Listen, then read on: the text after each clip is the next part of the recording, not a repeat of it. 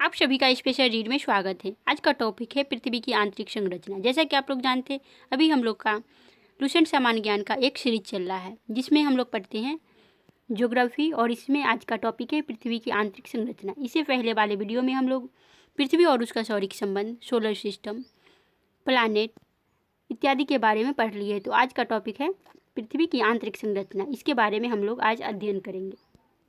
तो हम लोग अध्ययन को आगे जारी रखते हैं, आगे पढ़ते हैं। पृथ्वी की आंतरिक संरचना के संबंध में वैज्ञानिकों में मतभेद है। तो पृथ्वी की आंतरिक संरचना के संबंध में वैज्ञानिकों में मतभेद है। भूगर्भ में पाई जाने वाली परतों की मोटाई, घनत्व, तापमान, भार एवं वहां पाए जाने वाले पदार्थ की प्रकृति पर अभी पूर्ण सहमति नहीं हो पाई है। तो वैज्ञानिकों में मतभेद इसलिए है क्योंकि भूगर्भ में पाई जाने वाली परतों की मोटाई, घनत्व, तापमान, भार, वहां पाए जाने वाले पदार्थ की प्रकृति पर अभी पूर्ण सहमति नहीं हो पाई है, इसलिए वैज्ञानिकों में मतभेद है। फिर भी तापमान, दबाव, घनत्व, उल्काओं एवं भूकंपीय तरंगों पर आधारित प्रमाणों को एकत्रित करके पृथ्वी की आंतरिक संरचना के संबंध में जानकारी प्राप्त करने के प्रयास किए गए हैं। परंतु फिर भी तापमान, दबाव, घनत्व, उल्काओं एवं भूकंपीय तरंगों पर आधारित प्रमाणों को एकत्रित करके पृथ्वी की आंतरिक संरचना के संबंध में जानकारी प्राप्त करने के प्रयास किए गए हैं। पृथ्वी के अंदर के हिस्से को 3 भागों में बांटा गया है। तो पृथ्वी के अंदर के हिस्से को कितने भागों में बांटा गया है? 3 भागों में बांटा गया है। फर्स्ट है भूपरपट्टी, क्रस्ट, सेकेंड है आवरण, मेंटल, थर्ड है केंद्रीय भाग। तो पृथ्वी की आंतरिक संरचना को 3 भागों में बांटा गया है। फर्स्ट है क्रस्ट, सेकेंड है मेंटल, फिर थर्ड है कोर। भूपरपट्टी, आवरण, केंद्रीय भाग। तो इसको हम लोग पिक्चर के माध्यम से समझ लेते हैं।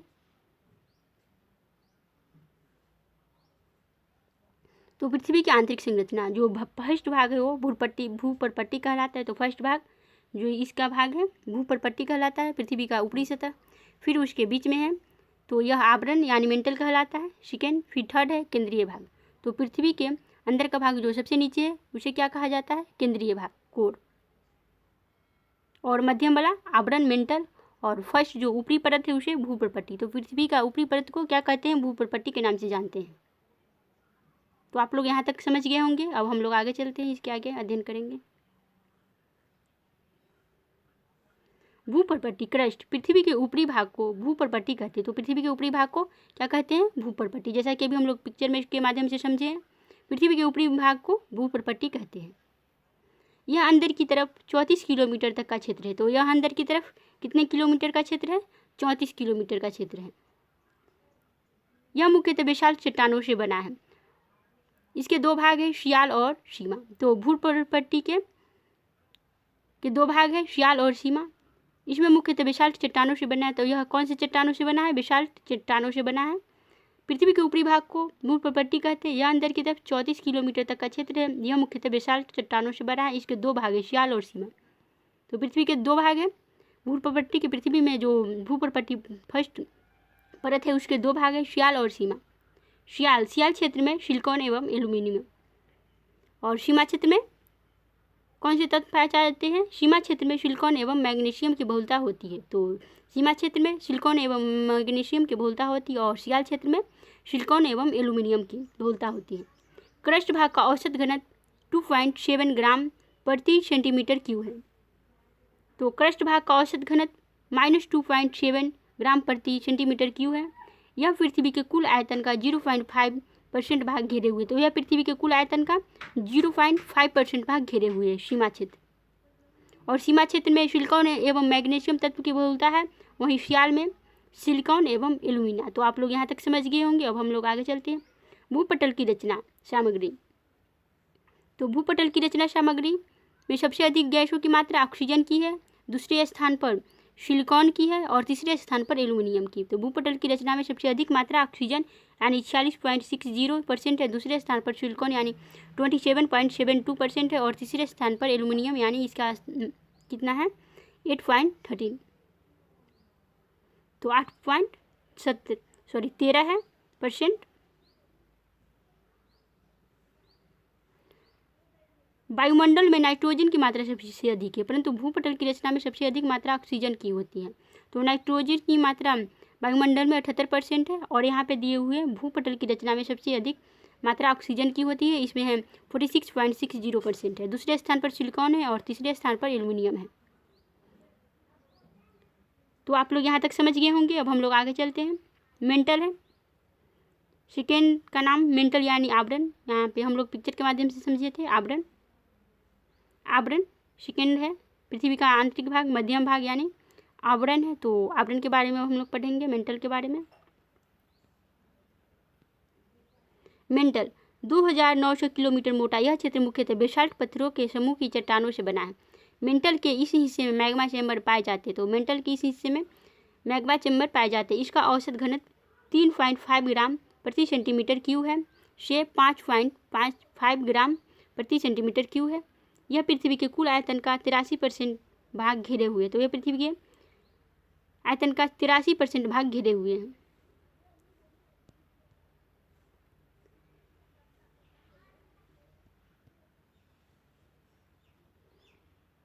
मेंटल जो है पृथ्वी के आंतरिक संरचना का मध्यम भाग है। आवरण 2900 किलोमीटर मोटा यह क्षेत्र बेसाल्ट पत्थरों के समूह से बना है। तो यह कौन से समूह के पत्थरों से बना है? बेसाल्ट पत्थरों के समूह के चट्टानों से बना है। और मेंटल के इसी हिस्से में मैग्मा चैम्बर पाए जाते हैं। तो मेंटल के हिस्से में कौन से चैम्बर पाए जाते हैं? Magma chamber. इसका औसत घनत्व 3.5 ग्राम प्रति सेंटीमीटर क्यूब से 5.5 ग्राम प्रति सेंटीमीटर है। तो यह पृथ्वी के कुल आयतन का 83% भाग घेरे हुए। तो यह पृथ्वी के कितने आयतन का भाग घेरे हुए? 83% भाग। मेंटल यहाँ पे पढ़े देखे थे हम लोग पिक्चर के माध्यम से, मध्यम भाग है मेंटल। तो इसके आगे अब हम लोग अध्ययन करेंगे कोनराड असमर्थता। इसमें हम ऊपरी क्रस्ट एवं निचले क्रस्ट के बीच के सीमा क्षेत्र को कोनराड असमानता कहते हैं। तो कोनराड असमानता किसे कहा जाता है? ऊपरी क्रस्ट एवं निचले क्रस्ट के बीच के सीमा क्षेत्र को कोनराड असमानता कहा जाता है। फिर है मोहशीप डिस्कंटिन्यूटी। क्रस्ट एवं मेंटल के बीच के सीमा को क्षेत्र को मोहविशिक डिस्कंटिन्यूटी कहते हैं। तो मोहविशिक डिस्कंटिन्यूटी किसे कहा जाता है? क्रस्ट एवं मेंटल के बीच के सीमा क्षेत्र को डिस्कंटिन्यूटी कहा जाता है। फिर आगे बढ़ते हैं हम लोग रेपटी असमानता। ऊपरी मेंटल एवं निचले के बीच के सीमा क्षेत्र को रेपटी असमानता कहते हैं। तो ऊपरी मेंटल एवं निचले के बीच के सीमा क्षेत्र को रेपटी असमानता कहते हैं। तो ऊपरी मेंटल यानी ऊपरी आवरण एवं निचले के बीच के सीमा क्षेत्र को रेपटी असमानता कहा जाता है। गुटेनबर्ग विषाट असमानता। निचले मेंटल तथा ऊपरी कोड के सीमा क्षेत्र को गुटेनबर्ग विषाट असमानता कहते हैं। तो गुटेनबर्ग विषाट असमानता किसे कहा जाता है? निचले मेंटल तथा ऊपरी क्रोड के सीमा क्षेत्र को गुटेनबर्ग विषाट असमानता कहते हैं। फिर नेक्स्ट है लेहमैन असमानता। बाह्य कोड तथा आंतरिक कोड के सीमा क्षेत्र को लेहमैन असमानता कहते हैं। तो लेहमैन असमानता किसे कहा जाता है? बाह्य कोड एवं आंतरिक कोड के सीमा क्षेत्र को लेहमैन असमानता कहते हैं। फिर है केंद्रीय भाग। पिक्चर में हम लोग देखे थे सबसे आंतरिक भाग को केंद्रीय भाग कहा जाता है। पृथ्वी के आंतरिक भाग को सबसे नीचे वाले परत को क्या कहा जाता है? केंद्रीय भाग। सबसे निचली भाग को पृथ्वी के केंद्रीय भाग कहा जाता है। तो इसके बारे में अब हम लोग पढ़ेंगे।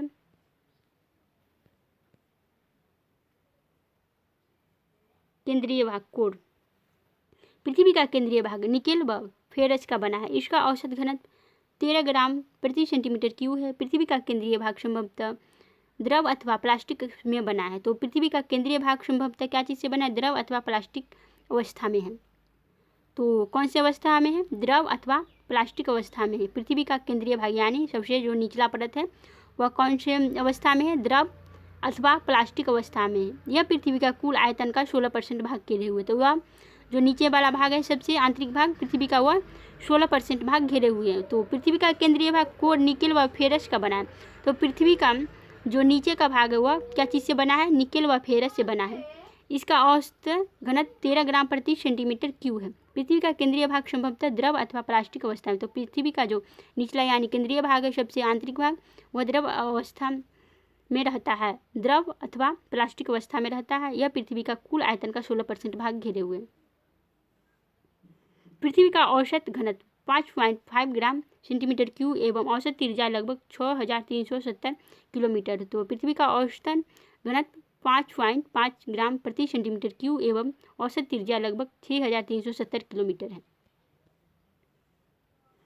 पृथ्वी के नीचे जाने पर प्रति 32 मीटर की गहराई का तापमान 1 डिग्री सेल्सियस बढ़ता जाता है। तो पृथ्वी के नीचे जाने पर 32 मीटर की गहराई पर तापमान जो है 1 डिग्री सेल्सियस जो है बढ़ता जाता है। तो पृथ्वी के नीचे जाने पर जो है 32 मीटर की गहराई पर तापमान जो है 1 डिग्री सेल्सियस बढ़ जाता है।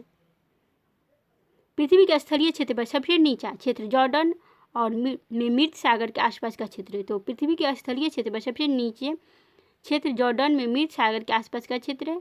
यह क्षेत्र समुद्र तल से औसतन 400 मीटर नीचा है। तो यह जो है क्षेत्र है समुद्र तल से औसतन 400 मीटर नीचा है। जो सबसे नीचे क्षेत्र जॉर्डन में मृत सागर के आसपास का जो क्षेत्र है वह समुद्र तल से औसतन 400 मीटर नीचा है। सबसे पहले पाइथागोरस ने बताया कि पृथ्वी गोल है और यह आकाश में स्वतंत्र रूप से लटकी हुई है।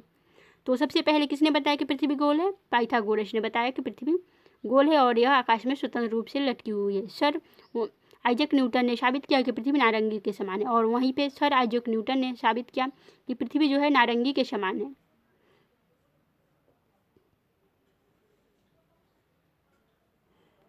जेम्स जी ने इसे नारंगी के बजाय नाशपाती के समान बताया। तो जेम्स जी ने इसे नारंगी के बजाय नाशपाती के समान बताया।